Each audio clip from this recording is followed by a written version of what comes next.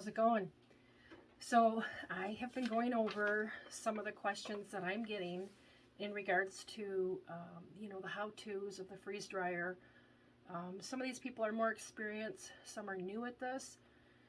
Some of these questions I know will help other people, so we're going to continue on with the series of getting to know your freeze dryer tips, tricks, and trade secrets kind of a thing. So let's go over some of these questions. The first one is, must all of the food be stored in bags with oxygen absorbers? And I'm gonna go on to the second question because these are kind of they go together. Once I open up a jar or a package, do I need to use a new oxygen absorber? And the question is, it depends. Now, I'm gonna probably use that depends often, because really it just depends on what you're doing. If I have food stored in, let's say, a gallon-sized bag, I open that up and I break that down into smaller packages like jars or even bags like this. Definitely want to put an oxygen absorber in the package. If you're going to be putting them into a jar like this, and it's something that you know you're going to be using up in a relatively short amount of time, like in the next week or two, I would probably not put a new oxygen absorber in it.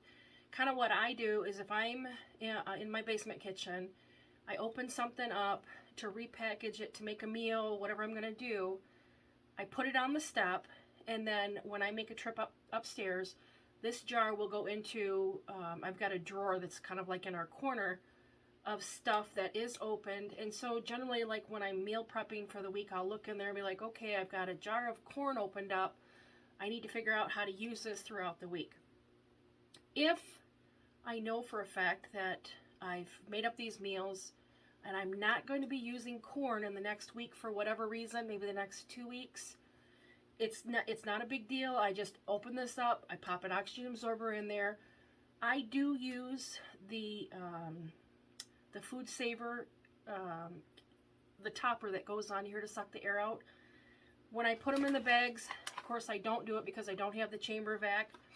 I don't know that you 100% have to do it, but the way that I look at it is, I have that tool, so I might as well use it.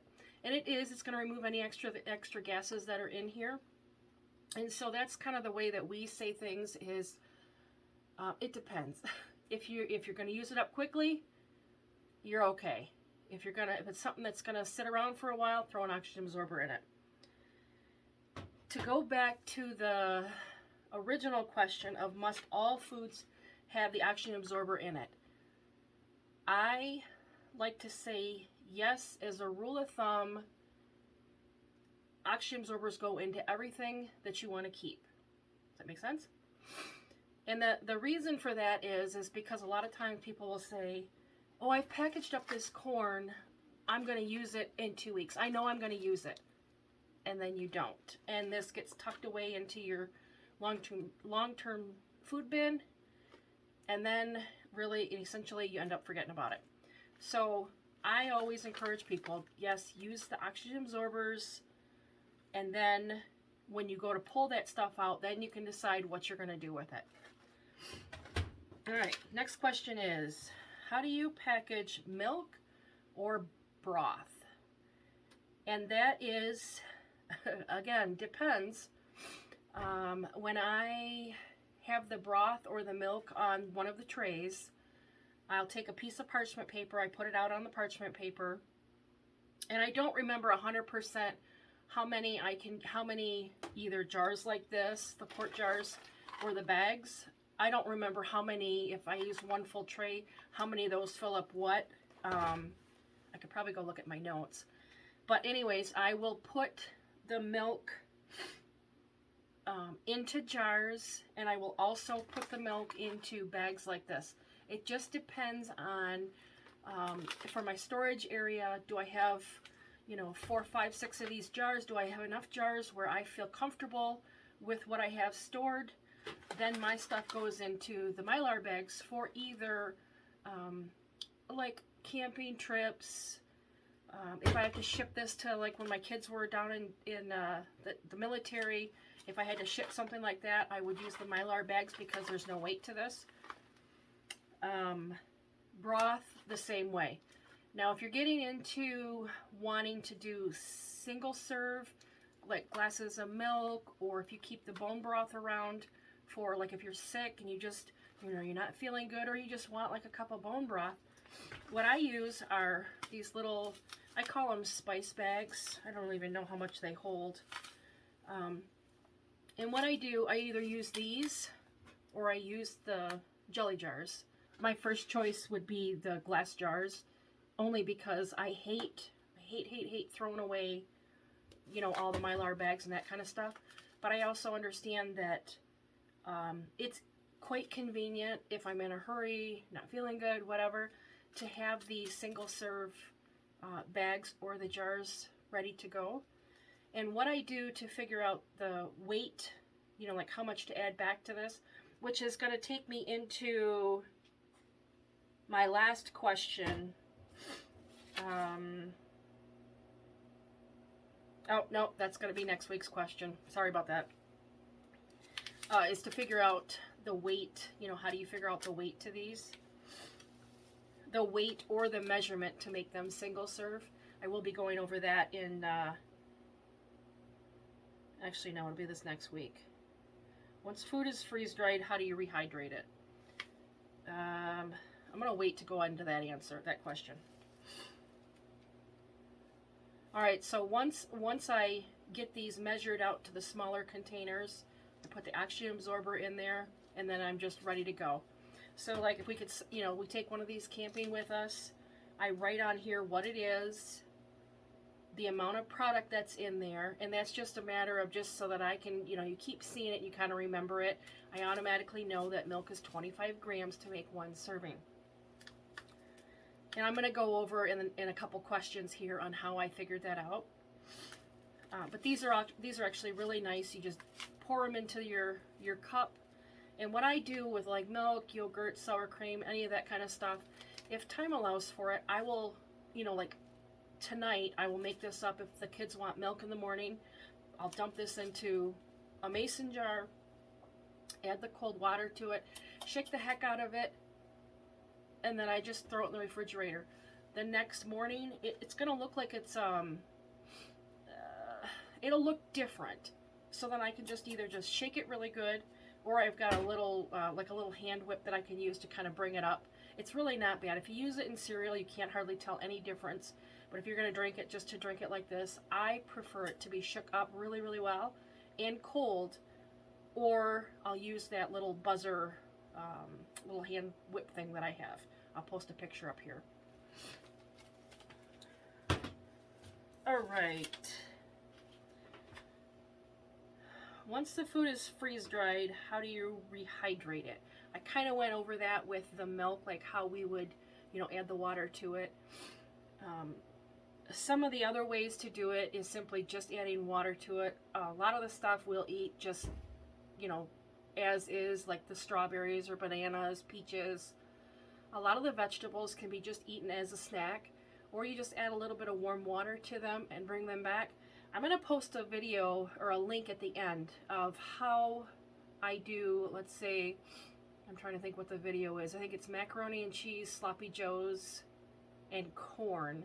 When you add water to the freeze-dried food, it automatically wants to float. So I'll show you a little trick in there on how to prevent that from happening. All right, and the very last one is, what are the advantages of freeze-drying food over canning and dehydrating? I was going to say it again, it depends. And it really depends on the food item. I'll give you an example. I cannot take, let's see, fruit leathers, which is like applesauce based with some kind of a fruit in it, and put that into my freeze dryer and expect to make fruit roll-ups out of it. It's just the process is completely different. So I would need my dehydrator, which is going to extract the liquid. It's a totally different process in order to achieve that fruit roll-up texture. The other thing too Um, you can't make beef jerky in the freeze dryer. Again, it's whatever goes on with that process. You will get a dry, crispy jerky. You'll kind of have that flavor of the jerky, but it's not going to be that jerky, that chewy consistency that you would if it's gone through the dehydrator, or if you put it into your oven on a lower temperature. It's just not, it's not going to work that way. So each of these preserving pieces of equipment kind of have it's their own, like their own job to do. So like the freeze dryer and the canner, again, it's just a different tool to use. Now, when asking the advantages versus the disadvantages, canning, I love canning too. We do a lot with soups and like chicken and pork butt, that kind of stuff. I love it because I just go downstairs, grab a can of soup, open that up and eat it, or the canned chicken, where if it was freeze dried, I would have to figure out how to reconstitute that to bring it back so that we can use it. Disadvantage of canning over the freeze dryer, pardon me, is the weight, the length that the food is able to stay more nutritionally dense. Canning, because of the higher heat, does, I don't know if eat up the nutritional value is the correct way to say it. It's just different. Where the freeze drying food, the nutritional value is kept, I think it's like at 98%. So when I think about the freeze dryer, the dehydrator, and the canning, I kind of think of them as like tools in your garden. So if you're trying to pull like some pulled weeds out of your garden, you're not going to use the shovel for that. You're going to use a rake to pull those out. If you're digging a hole, or if you need to dig a hole to plant some seeds, you're not going to use that rake to try to dig your hole. So it's kind of like using the appropriate tools, maybe not appropriate, just tools that are better suited for that job. Yes, you can dig a hole with the rake, but it's much easier to use a shovel. So I don't know if that kind of helps. There is definitely price points. There's definitely a difference in the prices of the machine that you use for the dehydrator. I don't even know what like the Excalibur runs now. And you don't need to have the big name brand ones. If you've got one that's got a fan on it and the little temperature dial, that'll do good for you. We're using, let me think of the name of the brand of the one we're using, LEM, and I've had mine for, geez, probably 20 years, and I love the thing. Back when David was doing the research on this, on getting this one versus the big name brand one, everything that he read said that it was, it was running neck and neck on everything from the motor, or the fan on it, the heating element, all that kind of stuff. And I have to say, honestly, I love the thing. So, the medium Harvest Right freeze dryer, last I looked, I can't even tell you what the price is anymore, because they've run sales, and honestly, I haven't done the research, but it's closer to the $3,000 mark, I would think, by the time you get your bags, your extra trays, your the impulse sealer, everything that you need to go with that. But if you break that down, like by the month, and let's say it runs, let's just say 3 years. If you do that math, you even know what's the math on that. We'll have to do the math up here because I don't know. But anyways, if you break that down for the long haul of this piece of equipment, what you're actually paying by the month is really, it's pennies on the dollar for what this gives you long term.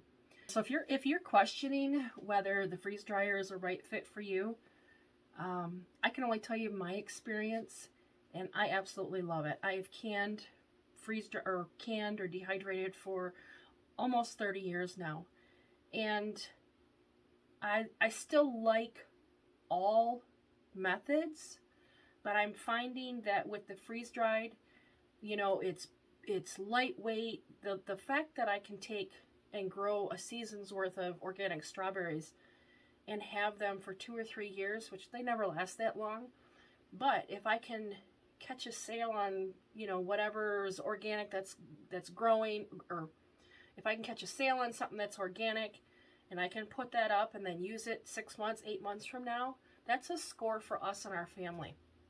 So, you know, if you guys have any questions on the freeze-dried stuff, feel free to reach out. If it's something that I can't do or I've never done before, I have, you know, a bunch of people that I can reach out to and ask questions to. Most stuff, though, I've tried it. I can let you know what my experience has been. And I don't know. I just think it's really a cool piece of equipment, and it's a little struggle when you're first using it. I gotta admit, there's a huge learning curve to it. But once you get it, it's almost like, you know, you're just like when you're canning. You just boop, boop, boop, you get it all done, you know what you're doing. So yes, I do think there's a lot of advantages to it. Disadvantage. What would be a disadvantage of having that freeze dryer? You know, I think, and I wouldn't even call the cost a disadvantage, because I look at that as an investment. Disadvantage. I don't like that it takes, you know, 30 plus hours to do a batch of food, but that's the process. I wish it was something that was quicker so that I could, you know, get everything done in a weekend. So that would be probably one of the disadvantages, but that's probably just more for my situation, is that I have to plan around when I think the load is done processing. Other than that, I'm trying to think if there's like really something that kind of, you know, oh, I wish I didn't have to deal with that. And there's really not. I mean, I've in error, user error, had some issues, but I was trying to rush the process, and I made a mess in the machine. The only other thing that kind of like I'm trying to think out loud is my hose for when it thaws out. I have it draining down into a 5-gallon bucket. I used to use a smaller bucket, and what happened was I had a couple loads defrost. I had the hose tucked, you know, the bucket kind of tucked underneath the shelving unit, and it overflowed, which was not a big deal because it's just water. And what I was doing was taking that and I'd run it outside and I'd just throw it on one of my plants. Got busy, whatever, and I'm like, son of a gun, water's all over the floor. So I switched it up to a 5-gallon bucket. But other than that, I can't really think if there's a disadvantage to having the freeze dryer. All right, so there is 1 or 2 times that talk about disadvantages. Is we had a storm, winter storm. We were out. Well, we knew it was coming in, and I debated, do I put that load into the freeze dryer? And I thought, you know, if I put it in there, maybe I'll jinx myself and we won't lose power. Yeah, I jinxed myself, all right. I had the food in the freeze dryer, and I'm watching the radar, and I'm like, you know what? I know because I stuck that load in there, and I pondered with myself, do I do it? Do I not do it? And I decided to do it. Doggone it if we didn't lose power. And, yeah. And so now I'm stuck with my freeze dryer being off. What do I do? In the middle of the winter, all I would do is just open up the machine and throw the trays back into my freezer and just keep the freezer closed. If you leave your freezer closed, you know, you can keep everything in there cold, especially in the winter time, you know, 3 or 4 days without having any consequences, any negative consequences. And then once power is restored, I would just take those trays, throw them back into my freeze dryer, and then you want to start that process all over again. We had a situation where we lost power in the middle of the summer. Again, same situation. I pulled the stuff out of the freeze dryer, threw it into my freezer, And luckily we were only out of power for, I don't know, 12 hours or whatever it was. So there weren't any real issues that way. If we came into a situation where it was going to be longer than the 3 or 4 days, we would hook up either our generator or one of our power banks will run our refrigerator. So we'll run it for a short time, turn it off, rotate the generator to one of the other freezers or our refrigerator, whatever needs to be done. And then, you know, just start the process all over again. So really, I don't know if that's a disadvantage. It's one thing to consider that, you know, if you're in an area that does have, you know, frequent power outages, you know, that might be just something to think of. But our go-to is, if we lose power while that thing is running, I just pop the stuff into my freezer. So it's really not that big of a big deal. All right, so if you were to lose power with like your dehydrator, I would just, depending on how long, you know, the power outage is going to be out, I would just pop the things into my freezer. If I happen to be canning and we lose power, depending on what it is, again, depending, there's that word again, I might run my my pressure canner out to, or my hot water bath canner out to my grill. I've got a little side burner, and I would probably restart the process. I wouldn't go, okay, well, it's only been in there for 10 minutes. I'm gonna go from that 10-minute mark. I would start back at 0, because it's gonna take time for your water pressure to get built back up and your water to boil and that kind of stuff. So that's kind of how I would handle that.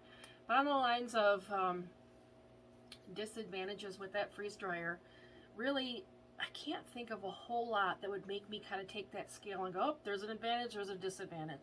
I really don't think that there's much of a disadvantage of having that freeze dryer. All right, guys, if you have any other questions, drop them below, message us on our Facebook page. I'll have all those links below.